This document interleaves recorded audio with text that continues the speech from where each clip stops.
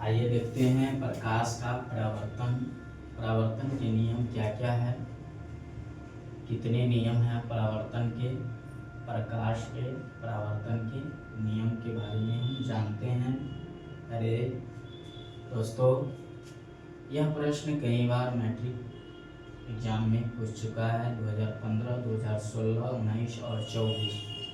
यह 2027 के लिए यह प्रश्न जो है बहुत ही महत्वपूर्ण है, वीआई है। आप लोग इसको अच्छे तरीके से तैयारी कर लीजिएगा। देखिए, प्रकाश के परावर्तन के दो नियम होते हैं, आपतित किरण, परावर्तित किरण और अभिलंब। आपतित किरण, परावर्तित किरण और अभिलंब तीनों एक ही तल में होते हैं।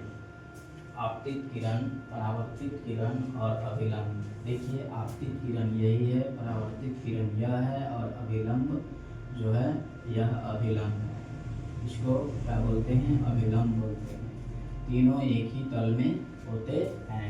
यह पहला नियम है प्रकाश के परावर्तन के। यह पहला नियम कि आपतित किरण, परावर्तित किरण और अभिलंब तीनों एक ही तल में होते हैं। देखिए, आपतित किरण, परावर्तित किरण और अभिलंब तीनों एक ही तल में है। तीनों क्या है? एक ही तल में है। तीनों एक ही तल में है, होते हैं। यह पहला नियम। दूसरा नियम है कि आपतन कोण परावर्तन कोण के बराबर होते हैं। तो आपतन कोण यह हो गया और परावर्तन कोण यह हो गया। आपतन कोण यह हो गया और परावर्तन कोण यह हो गया। यह दोनों कोण आपस में बराबर होते हैं। यह दोनों कोण आपस में बराबर होते हैं। इसलिए लिखा क्या जाता है? अर्थात